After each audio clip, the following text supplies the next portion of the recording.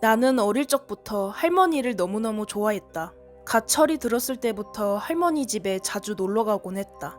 아버지는 내가 초등학교도 들어가기 전에 불의의 사고로 돌아가셨다. 그래서인지 혼자 살고 있던 할머니는 나를 유일하게 남은 혈육이라 생각하셨고 굉장히 예뻐해 주셨다. 하지만 할머니와 매우 사이가 좋지 않았던 어머니는 할머니가 돌아가실 때까지 단 한 번도 할머니를 만나러 간 적이 없었다.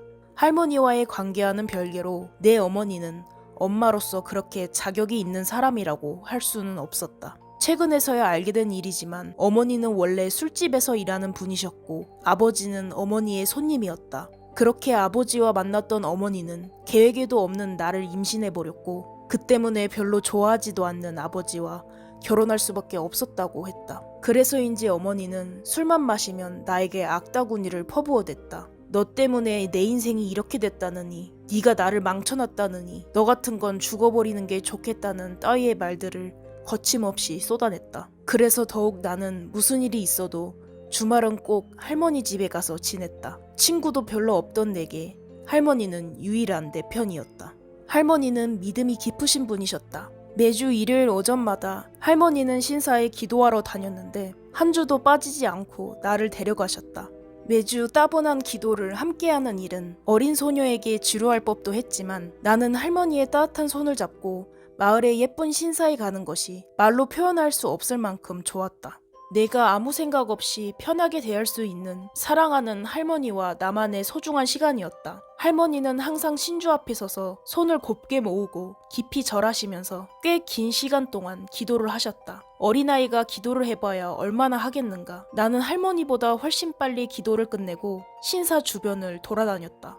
참 신기했던 것은 할머니가 그 긴 시간 동안 기도하면서 단 한 번도 흐트러짐이 없었다는 점이었다. 기도가 끝나고 집에 가는 길에 할머니께 무슨 기도를 그렇게 했냐고 물으면 할머니는 한없이 인자한 웃음을 지은 채 그건 우리 손녀가 크면 알게 될 거란다는 말씀만을 해주셨다. 무슨 기도인지는 알 수 없었지만 나는 어렴풋이 할머니가 나를 위해 기도했다는 것을 느낄 수 있었다. 나는 그리 건강한 아이가 아니었기 때문이었다. 나는 어릴 적부터 귀가 약해서인지 귀신이 잘 들렸다.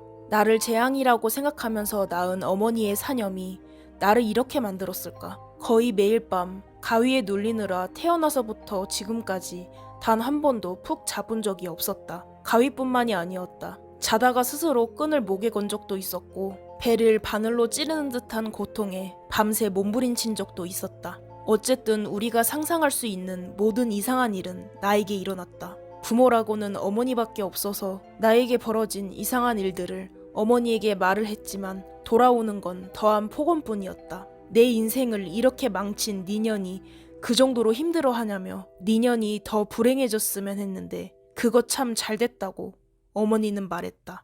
내가 중학교에 들어서자 불행은 훨씬 많아지고 악질적으로 나를 찾아왔다. 1년 새에 3번의 교통사고가 났고 수업 중에 발작을 일으키기도 했으며 밥을 먹을 때에는 항상 벌레를 먹고 있다는 환각이 보여 밥 한 술 제대로 먹을 수가 없었다. 도저히 정상적으로 학교에 계속 다닐 수가 없어서 결국 학교도 나가지 않게 되었다. 어머니가 일을 나가고 집에 혼자가 될 때 항상 할머니가 찾아와서 나를 돌봐주셨다. 매일매일 토하며 거식증 증세를 보이다가도 또 과식증에 걸리기도 했다. 항상 불안정했던 내가 스스로 삶을 포기하려 할 때도 할머니는 항상 내 손을 꼭 잡고 나를 달래주셨다. 가끔 제정신이 돌아왔을 때 옆에 있는 할머니의 모습을 보면 그 순간만이 내 인생의 유일하게 따뜻한 순간이었다. 나를 저주하는 어머니로부터 지켜주는 유일한 사람은 할머니였다.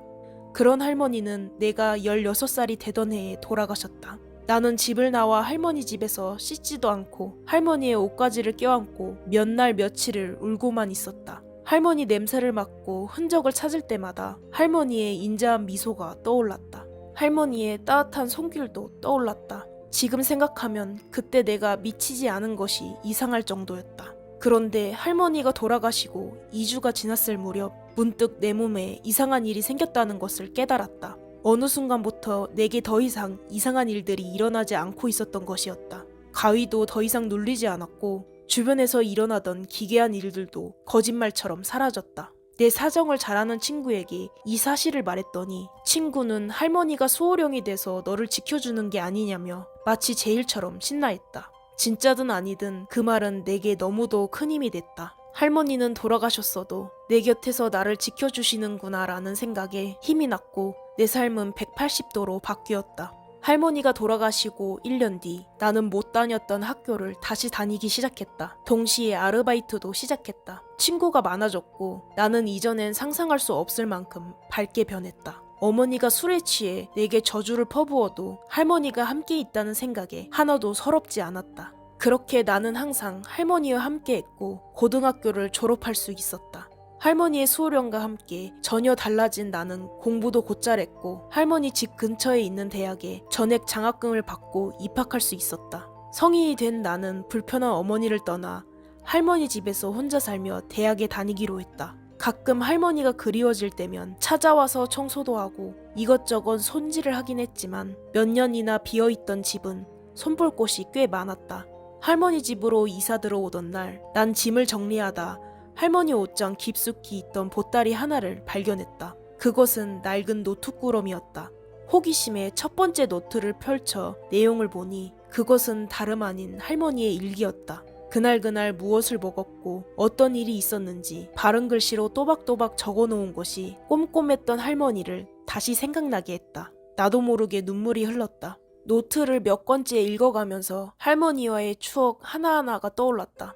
눈물은 멈추지 않았다. 그리고 보따리 가장 밑에 있는 노트의 표지를 본 순간 나는 모든 걸 내려놓고 소리내어 엉엉 울고 말았다. 표지엔 할머니 특유의 예쁜 글씨로 내 이름이 쓰여 있었다. 할머니가 가장 소중히 아꼈던 손녀, 나에 관한 이야기가 쓰여진 일기장처럼 보였다. 한참 노트를 끌어안고 울다가 겨우 진정한 나는 떨리는 손으로 첫 페이지를 넘겼다. 인연은 며느리년이 바람을 피워 만들어 온 애다. 인연이 생겨서 내 아들이 죽었다. 세상에서 가장 고통스럽게 죽여버리고 싶다.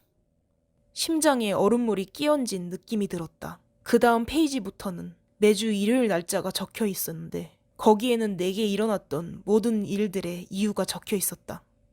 오늘은 신사에 가서 인연배에 바늘로 수십 번 찌르는 고통을 달라고 기도했다. 오늘은 신사에 가서 인연이 평생 벌레만 먹고 살게 해달라고 빌었다. 오늘은 신사에 가서 인연이 스스로 목을 매게 해달라고 빌었다. 나는 다 읽지 못하고 너무 놀라 그 자리에서 일기장을 놓치고 말았다. 손은 사시나무처럼 떨리기 시작했고 무엇인가 날 노려보고 있다는 두려움에 그 자리를 박차고 밖으로 도망치듯 뛰쳐나왔다. 난 그날 이후 할머니 집에 이사갈 마음을 접고 그 집을 나왔다. 그 뒤로 할머니 집을 다시 찾아간 적은 단 한 번도 없다. 매년 할머니 기일이 돌아올 때마다 한쪽 가슴이 많이 아려왔다. 내가 유일하게 믿고 사랑했던 사람이었던 할머니. 난 가족에게 어떤 존재였을까?